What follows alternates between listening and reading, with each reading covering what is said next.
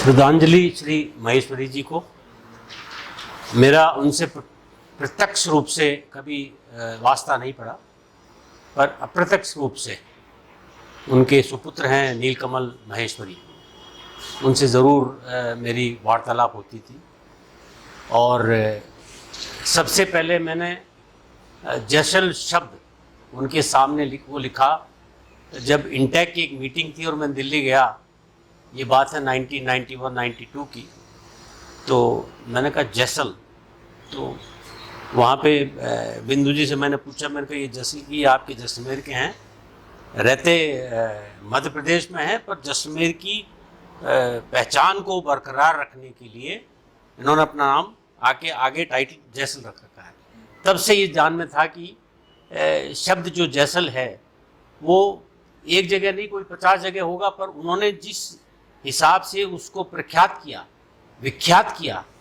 वो उसका एक अलग ही जज्बा था। और उससे ये महसूस होता है कि उनकी जो आंतरिक संबंध था इस शहर से, हालांकि उनके जाए जन्मे थे, वो यहाँ से निकले थे, पर जो आंतरिक संबंध हो जाता है कि जन्मभूमि एक जगह है, कर्मभूमि एक जगह है, पर जन्मभूमि की जो टीस, वो टीस थी। इसलिए उन्होंने अपना नाम जैसल रखा और वहाँ पे रह के उस समय में अपनी पहचान बनाई साहित्य में। और अब जैसे आपने फरमाया कि उनकी किताबें यूनिवर्सिटी में चलती हैं, तो ये हमारे लिए, मेरे जैसे अदना शख्स के लिए एक आँख खोलने वाली बात है कि उन्होंने कितनी मेहनत से, कितनी शिद्दत से, कितनी लगन से काम किया होगा कि वो उस मुकाम पे पहुँचे कि यूनिवर्सिटी में अगर कोई किताब पहुँचती है तो उसके लिए बहुत समय लगता है, पर उनका कम समय में यूनिवर्सिटी में उनकी किताबें पहुँच जाना इस बात को इंगित करता है कि उनका जो प्रामाणिकता थी। जैसे विक्रम सिंह जी ने फरमाया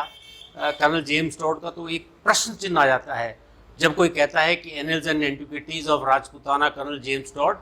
तो जो इतिहासकार होगा वो कहेगा ना ना ना ना, इसमें कहीं ना कहीं किंतु है, क्योंकि इन्होंने सिर्फ एक पर्टिकुलर, अगर माफ़ करना अगर मैं गलत कह रहा हूँ, पर एक पर्टिकुलर विषय को और एक पर्टिकुलर समूह को उन्होंने ध्यान दिया। पर महेश्वरी जी ने अपनी प्रामाणिकता से जो इतिहास लिखा, वो वर्तमान परिप्रेक्ष्य में एक इतिहास खोलने वाली, आंखों को खोलने वाली